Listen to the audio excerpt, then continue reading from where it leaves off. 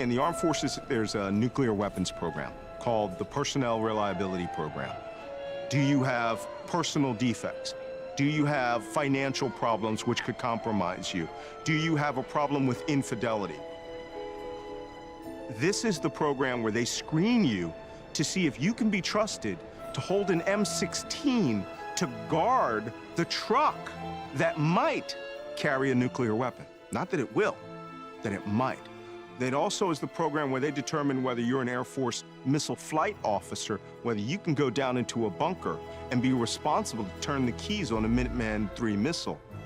The chairman of the Joint Chiefs of Staff, General That Joseph is an F. entire scaled evaluation program that shows your personal reliability to carry out your orders and to do the highest risk things like fly a B-52 bomber or a B-2 bomber and drop a nuclear weapon. The President of the United States doesn't have to meet any of these parameters, none of them whatsoever, because the electorate choosing you clears you into all of these programs. We have a President of the United States who was duly elected. He was put into office given the great faith of the people who voted him in. I, Donald John Trump, do solemnly swear. I, Donald John Trump, do solemnly swear. And if we look at the great presidents of the United States, there's one unifying thing. They maintained the continuity in how the Constitution was upheld and defended. So help me God. So help me God. What are you most fearful of about this president being in control? Nuclear war. I mean, that's the long term. I mean, that's the biggest risk, is that he gets in a confrontation with a foreign leader, North Korea, or with China, where his ego's on the line. Several months ago, a foreign policy expert on the international level went to advise Donald Trump, and 3 times he asked about the use of nuclear weapons. 3 times he asked, at one point, if we have them, why can't we use them? North Korea best not make any more threats to the United States. They will be met with fire and fury, the likes of which this world has never seen before. A president of the United States, even if he's being a showman, saying that we will bring fire and fury to your country, that is an implicit nuclear threat. Donald Trump does not have the temperament to be around these systems. Welcome to the White House. This ceremony and the treaty we're signing today are both excellent examples of the rewards of patience. It was 1987, and President Reagan and Soviet leader Mikhail Gorbachev celebrated the Intermediate Range Nuclear Forces Treaty as calming Cold War tensions. The INF scrapped thousands of ground-launched nuclear and conventional missiles, ranges of 300 to 3,400 miles. Moscow and Washington have repeatedly accused each other of violating the treaty, a deal that helps to protect the security of the US and its allies in Europe and the Far East.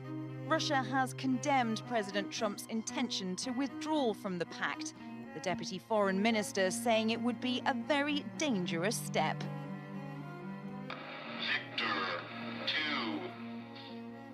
The President of the United States is a nuclear monarch. He is a king. There are no safeguards other than his whim that determines when he launches an atomic bomb and where. The briefcase that he has, the football, is a communications device. And all it does is authenticates him to the nuclear arsenal's chain of command. Unlock code entered. Juliet, Papa. And it executes his order once he has authenticated himself. Mark. T-minus 50. Not one bomb's going. Multiple bombs are going. So when you choose that option, that missile will blow that country up in 35 minutes. And there is no turning it off. Once they boost into space, they're gone. The president has the authority to order a nuclear attack, including a first strike, and it is extremely unlikely that the military command would not take his orders. The president can decide that France is a national security threat, and he can order an ICBM strike. That's not the correct procedure. Screw the procedure. I want somebody on the goddamn phone before I kill 20 million people. Sir, we have a launch order. 3, Put your hand on the keys, 2, sir. 1. Launch.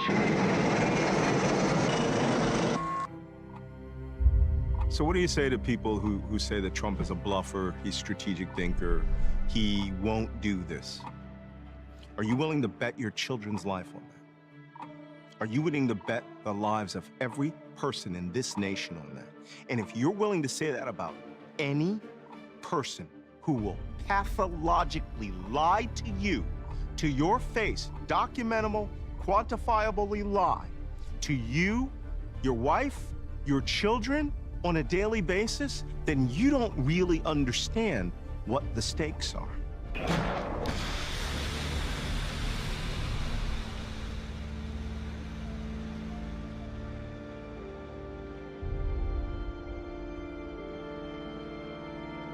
We cannot allow that kind of gamesmanship to continue. This man controls those weapons.